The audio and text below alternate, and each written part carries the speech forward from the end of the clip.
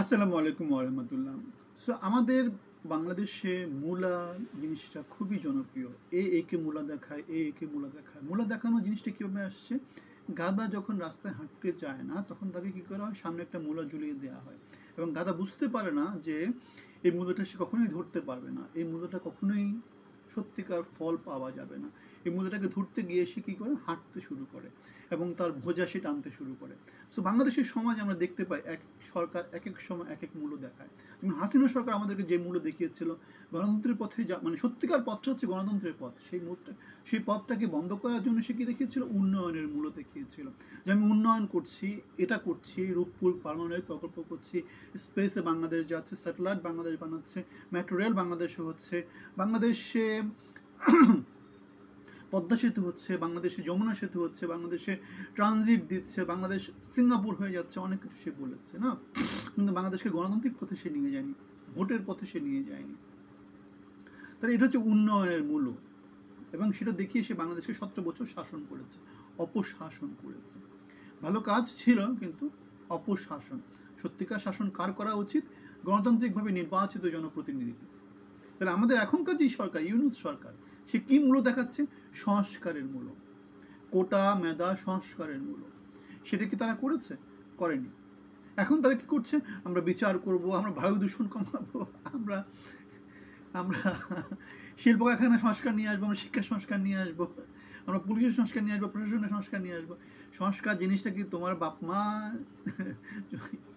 এনে দিবে? কি এত সোজা? সংস্কার জিনিসটা যেভাবে হয় সেটা হচ্ছে একটা দীর্ঘ প্রক্রিয়া। বাংলাদেশ 1990-তে গণতান্ত্রিক প্রক্রিয়া উত্তরণের মধ্যে সংস্কার প্রক্রিয়া শুরু হয়েছিল, এবং সেটা দীর্ঘ প্রায় 15, 16, 18, 20 বছরের মতো সেটা চালু ছিল। তারপরে আমাদের হাসিনা সরকার ক্ষমতা আসার পরে 1-11 সরকার পরবর্তী আর্মি ব্যাক যে সরকার, যারা সংস্কারের একই রকম ধুলোত্তরে আসছিল, তাদের হাত দিয়ে ক্ষমতায় এসে বাংলাদেশকে গণতান্ত্রিক পথ থেকে দূরে সরিয়ে দিয়েছিল, এবং সংস্কার বাংলাদেশের উন্নয়নের যে গতিপথ সেটা বন্ধ হয়ে গিয়েছিল। গণতান্ত্রিক পথে চলার পদযাত্রাটা বন্ধ হয়ে গিয়েছিল। তাহলে এখনও বাংলাদেশের ক্ষেত্রে যেই পথটা সত্যিকার উন্নয়নের পথ, সেটা হচ্ছে জনগণের যোগ্য জনপ্রতিনিধি, গণতান্ত্রিকভাবে নির্বাচিত যোগ্য প্রতিনিধি, সব রাজনৈতিক দলকে ইনক্লুড করে যে রাজনীতি, সে রাজনীতি। তা না হলে কী হবে? বাংলাদেশে এখন একমাত্র দল হচ্ছে বিএনপি, এবং তারা ক্ষমতায় আসবে, এবং তারা কী হবে? আবার সেই একনায়কতন্ত্রের মতো একটা জিনিস বাংলাদেশে চলে আসবে।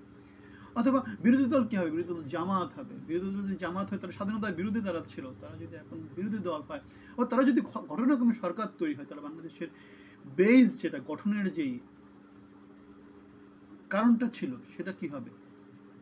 এখন আমরা যে এগুলো সত্যিকার বাস্তবায়ন হবে না, আমরা সেটা জানি। এগুলো হচ্ছে জাস্ট বাংলাদেশের সমাজে ধুয়ো ছেড়ে দেওয়া, এবং এর মাঝে তার ক্ষমতাটাকে, তার স্বার্থগুলোকে কেউ হাসিল করে নিচ্ছে, কেউ ট্যাক্স মকুব করে নিচ্ছে, মামলা তুলে নিচ্ছে, কেউ তার আত্মীয় স্বজনকে সরকারি ক্ষমতায় ঢোকাচ্ছে, বড় বড় পদগুলো পাচ্ছে, এবং নানা জায়গাতে লুটপাট করছে। এই হচ্ছে মেইন কাহিনী। আওয়ামী লীগকে রাজনীতি থেকে কেউ বাদ দিতে পারবে না, কারণ 30% লোকের সমর্থন নিয়ে আওয়ামী লীগ রাজনীতি থেকে বাদ যাওয়ার মতো শক্তি কারো নাই। আর এটা কোন থেকে কি আসছে? এদের তো কোনো ক্ষমতাই নেই।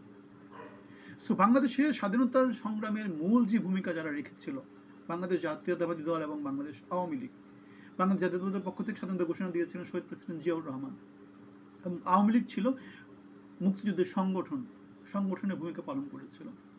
সুতরাং এদেরকে বাদ দিয়ে 24-এ এই যে নতুন একটা ধুয়ো তোলা হচ্ছে, এগুলোর কোনো বেল নাই বাংলাদেশে, এগুলোর কোনো বেল নাই।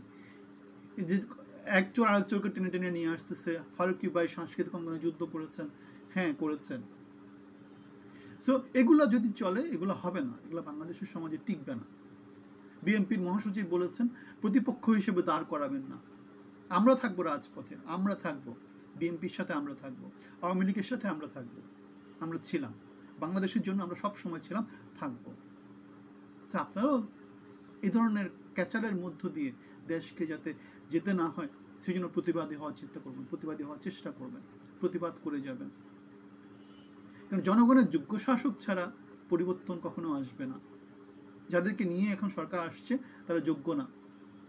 তাদের কাজ ছিল গণতান্ত্রিক পথে বাংলাদেশকে তুলে দেওয়া, জনগণের ভোটের যোগ্য প্রতিনিধির কাছে বাংলাদেশকে তুলে দেওয়া। এবং আওয়ামী লীগ, বিএনপি, জাতীয় পার্টি, জামাত সবাই বাংলাদেশে রাজনীতি করবে। জনগণ বিচার করবে কার রাজনীতি কখন সে সত্যি হিসাবে মেনে নেবে, কখন কাকে সে ক্ষমতায় পাঠাবে। আপনারা ওই সিস্টেম করেন যে সিস্টেমের জন্য বাংলাদেশে যাতে জনগণের ভোট কেউ চুরি করতে না পারে। অন্য সব কিছু হচ্ছে বাচাল, জোর, মিথ্যা কথা, কোনো কাজের না।